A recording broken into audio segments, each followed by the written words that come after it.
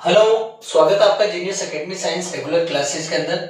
जैसा कि आपने देख लिया होगा थंबनेल दोस्तों, आज हम इस वीडियो के अंदर पढ़ने वाले हैं राजस्थान की कुछ प्रथाओं के बारे में। हालांकि ये जो प्रथाएं हैं ये एक प्रकार से कुप्रथाएं मानी जाती है, क्योंकि इनके कारण लोगों के साथ में बहुत बड़ा भेदभाव होता था। ठीक है ना। और क्योंकि प्राचीन काल के समय बहुत ज्यादा व्यक्ति शिक्षित नहीं थे, तो इस वजह से ही ये प्रथाएं प्रचलित थी। लेकिन बाद में कुछ रियासतें ऐसे आई दोस्तों, जिन्होंने इन प्रथाओं पर, इन कुप्रथाओं पर पूर्णतः रोक लगा दी दोस्तों। ठीक है ना। तो आज हम इस वीडियो के अंदर यही पढ़ने वाले हैं कि कई बार कंपटीशन एग्जाम, चाहे वो आरपीएससी के कोई किसी भी प्रकार के कंपटीशन के एग्जाम हो, चाहे अधीनस्थ बोर्ड के एग्जाम हो, चाहे रेलवे या किसी भी प्रकार के पेपर हो, जिनमें जीके के पेपर में इस प्रकार से क्वेश्चन पूछा जाता है कि कौन सी प्रथा कहां से संबंध करती है, कहां से संबंध करती है, और उसका मतलब प्रथम रियासत कौन सी थी जिन्होंने उस पर पूर्णतः रोक लगाई दोस्तों।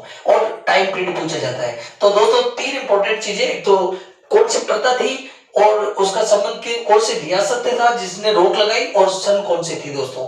ये तीन अहम बातें आपको याद रखनी होती है दोस्तों। तो आज हम इस छोटे से वीडियो के अंदर कुछ मुख्य कुप्रथाओं पर अपन चर्चा करेंगे दोस्तों। तो चलिए, और जो लोग चैनल पे नए हैं वो सबसे पहले अपना एक काम कीजिए दोस्तों कि चैनल को सब्सक्राइब करिए, ताकि बेल आइकन भी प्रेस करें, ताकि इस प्रकार के इंपॉर्टेंट वीडियो जो आपको एग्जाम की दृष्टि से बहुत इंपॉर्टेंट रखे जाते हैं और आपके लिए कारगर सिद्ध हो सकते हैं दोस्तों, तो आपको घर बैठे आपके मोबाइल स्क्रीन पे मिले दोस्तों। ठीक है ना। तो चलिए शुरू करते हैं। राजस्थान की कुछ प्रथाएं दोस्तों, ये प्रथाएं कौन सी है? कुप्रथाएं दोस्तों, याद रखना। ये प्रथाएं कौन सी है? कुप्रथाएं। अब कुप्रथाएं जो होती है ना, उस कहने का मतलब कुछ ऐसी प्रथाएं जिनके प्रचलन से लोगों पर अत्याचार हो सकता है या लोगों को हीन भावना से देखा जाता है, ऐसी प्रथाएं कुप्रथाएं होती है दोस्तों। ठीक है ना। और ढेर सारी प्राचीन काल के अंदर तो आप लोगों को पता है कि हमारे पूरे भारत देश में शिक्षा का बहुत ही कम प्रचार प्रसार था, उस वजह से ये प्रथाएं प्रचलित हो गई दोस्तों। तो हम बात करते हैं राजस्थान की कुछ मुख्य प्रथाओं में। सबसे पहले आता है सती प्रथा दोस्तों। देखिए सती प्रथा, अब सबसे पहले ये समझने का प्रयास करेंगे दोस्तों इस वीडियो के अंदर कि सती प्रथा होता क्या है। देखिए भाई लोगों, होता क्या था प्राचीन काल के समय कि जैसे मान लीजिए किसी भी पत्नी की मतलब जो है पति की मृत्यु हो जाती है, जो महिला होती है उसके पति की किसी कारणवश मृत्यु हो जाती है, तो समाज के कुछ लोग उस महिला को, ठीक है ना, उस महिला को जबरन जो है दो प्रकार से सती प्रथा हुआ करती थी। पहला तो एक तो उस महिला की रजाबंदी के कारण सती प्रथा होती थी, और दूसरा कि अगर वो महिला रजाबंदी नहीं है, उसकी वो एग्री नहीं है, लेकिन समाज के लोग उसको एग्री कर देते थे दोस्तों। ठीक है ना। और होता क्या था इसमें कि पति की जो लाश है उसको गोद में रख करके चिता पर बैठना होता था। ऐसी प्रथा थी दोस्तों जिसे सती प्रथा कहते थे। और बाद में कुछ ऐसे नारे लगाए जाते थे जिससे उस महिला को जोश आ जाए और वो अपने पति को मतलब जो है अपने गोद में रख करके चिता पर बैठ जाती थी दोस्तों। तो इस प्रकार की कुछ प्रथा थी जो एक प्रकार की समाज की कुप्रथा है दोस्तों। ठीक है ना।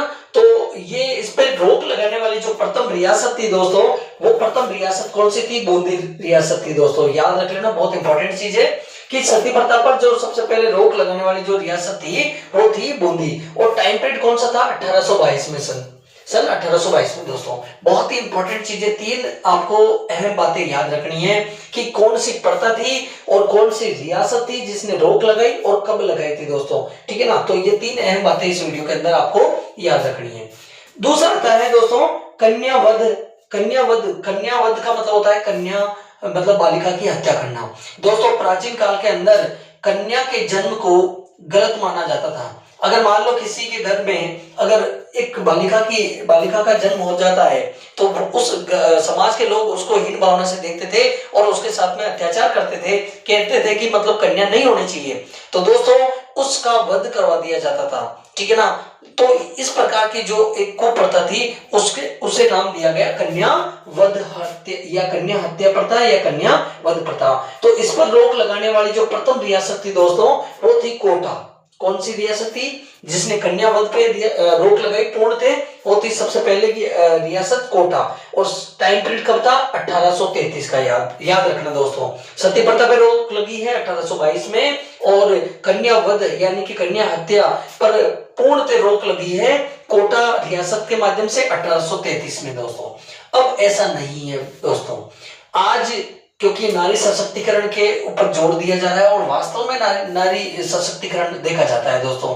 आज इस टाइम पीरियड के अंदर, इस जनरेशन की अगर बात करें तो कई ऐसे ऊंचे से ऊंचे पद हैं जहां पर नारी विराजमान है दोस्तों। चाहे वो आईएएस ले लो, चाहे आरएस के पद ले लो, चाहे कलेक्टरेट हो या एजुकेशन डिपार्टमेंट में देख लो, आपको हर जगह बड़े पद पे एक महिला ही मिलने वाली दोस्तों। तो नारी सशक्तिकरण पर जोर देना चाहिए और नारी की पूजा भी करनी चाहिए दोस्तों। और आज इस जनरेशन में ऐसा बिल्कुल भी नहीं है। आज लड़के और लड़कियों को दोनों को एक ही समान नजर से देखा जाता है दोस्तों।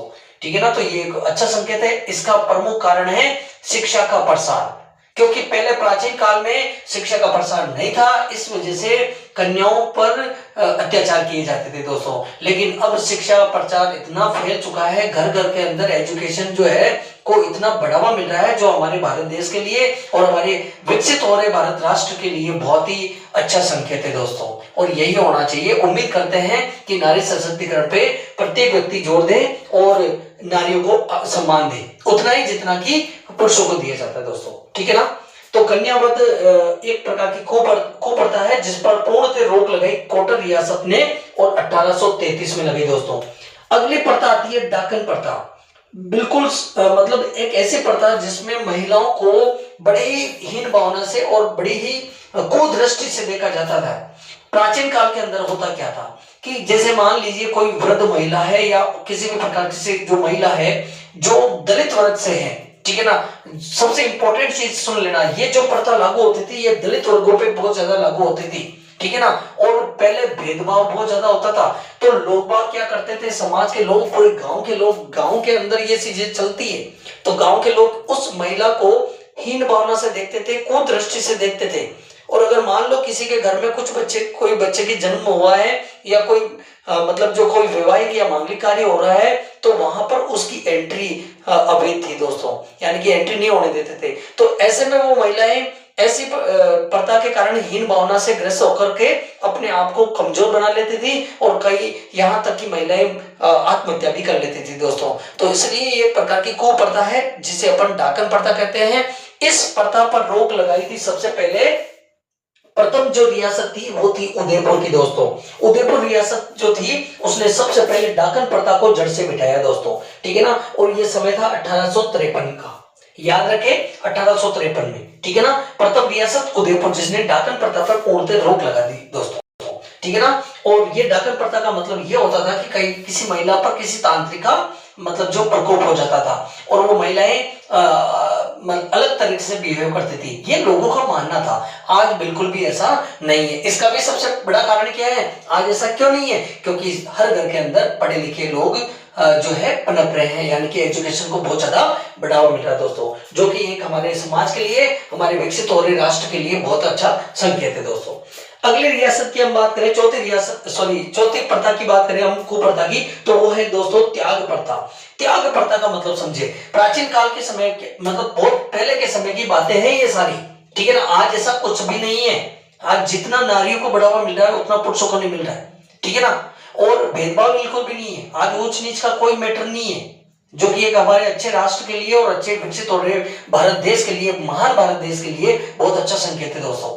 तो देखिए त्याग प्रथा पहले के जमाने में क्या होता था कि कुछ अशिक्षित लोग थे तो उनके घर में अगर मान लीजिए किसी बच्ची का विवाह हो रहा है, ठीक है ना, तो विवाह के तौर पे समाज से रिलेटेड कुछ लोग इकट्ठा होते हैं, वहां उनके भाट भी हुआ करते थे दोस्तों। भाट उनको कहते हैं जो एक समुदाय, एक समाज विशेष से बिलोंग करते हैं और वे उनसे अपनी डिमांड रखते हैं किसी भी बड़े मांगलिक कार्य पे, जरूरी नहीं वो वैवाहिक कार्य हो, ठीक है ना। तो वो अपनी मांग रखते थे और हठी होते थे। हठी का मतलब जिद कर लेते थे मुझे, कि जैसे मान लीजिए किसी लड़की का विवाह हो रहा है तो उसके पिता से जाकर के वो डिमांड रखते थे कि मुझे तो सोने की अंगूठी चाहिए, मुझे तो 10,000 रुपए चाहिए। अब बेचारा वो उसका पिता जो है पहले ही अपनी बेटी के विवाह पे इतना खर्चा कर चुका है, लेकिन वो भाट को नाराज भी नहीं कर सकता। ऐसा माना जाता था कि इसे त्याग प्रथा कहते हैं। ऐसा माना जाता था कि अगर वो उसकी डिमांड पूरी नहीं करेगा तो वो मतलब जो है समाज के अंदर कहीं भी जाएगा तो उसकी निंदा करेगा, ठीक है ना। तो इस प्रकार की प्रथा थी दोस्तों, जिसे त्याग प्रथा कहते हैं। और इस पर पूर्णतः जो रोक लगाई थी वो प्रथम रियासत कौन सी थी? जोधपुर रियासत थी दोस्तों। बहुत इंपॉर्टेंट चीज आपके सामने आ रही है।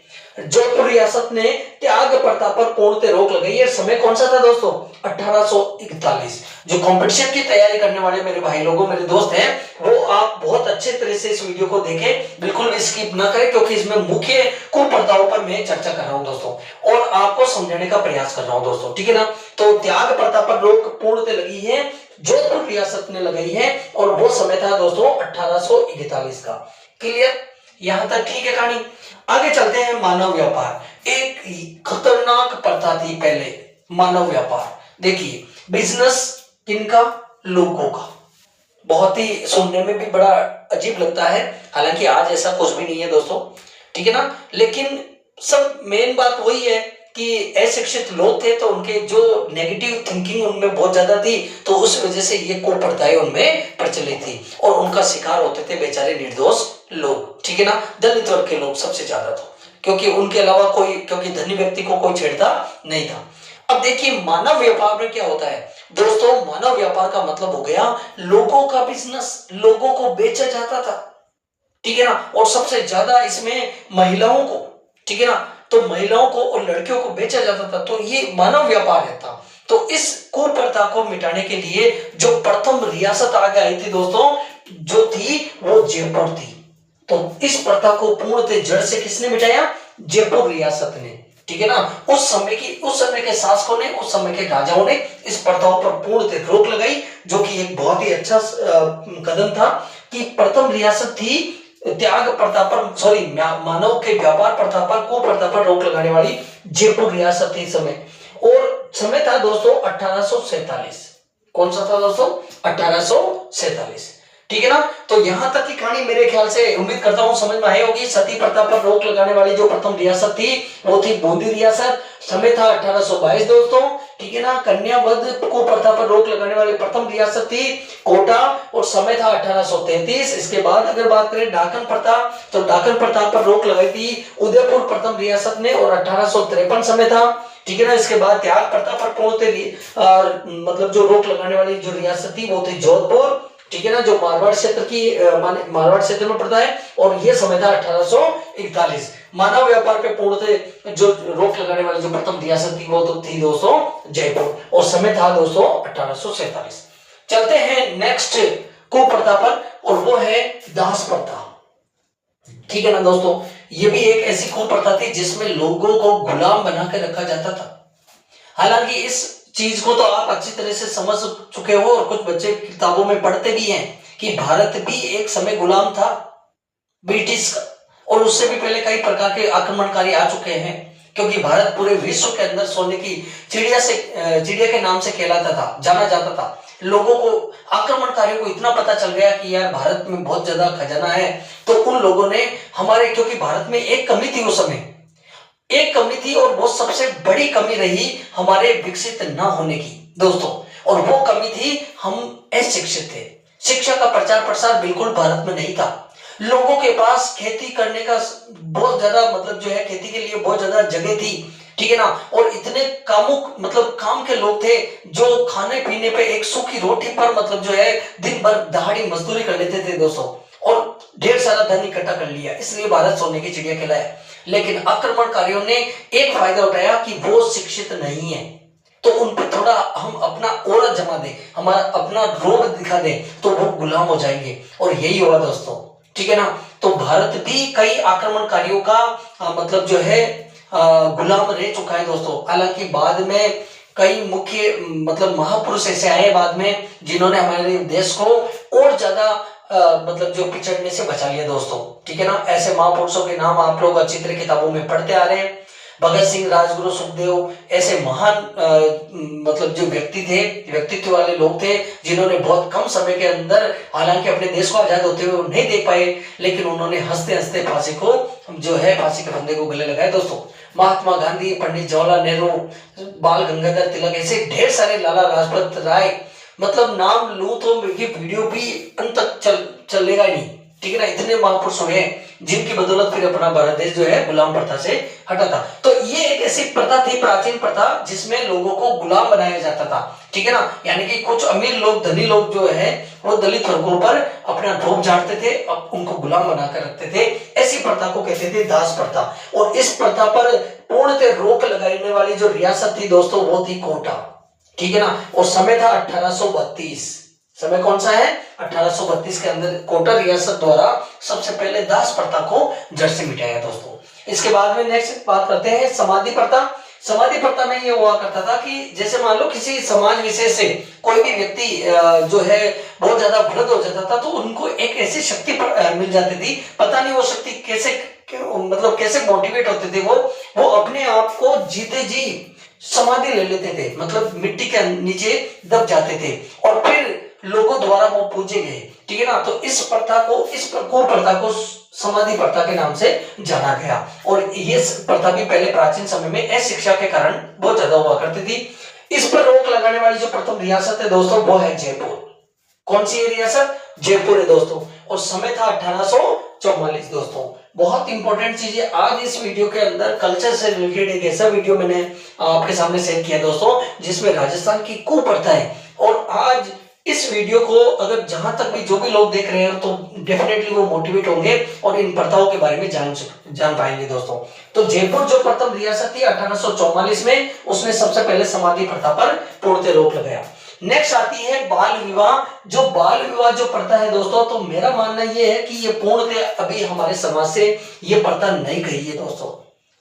आज भी 8% वर्तमान समय के अंदर भी कुछ राजस्थान राज्य के कुछ ऐसे जिले होंगे, कुछ ऐसे क्षेत्र होंगे जहां पर इस प्रथा को बढ़ावा दिया जा रहा है दोस्तों, जो कि बिल्कुल भी सही नहीं है। बाल विवाह का मतलब होता है, बाल का मतलब है कि छोटे बच्चे, नहीं भाई, बाल का मतलब क्या होता है? छोटे बालक बालिकाएं। अब उनके खेलने की उम्र है, क्या है दोस्तों? उनके खेलने की उम्र है। और उस उम्र के अंदर क्या करवाया जा रहा है? उनका विवाह करवाया जा रहा है।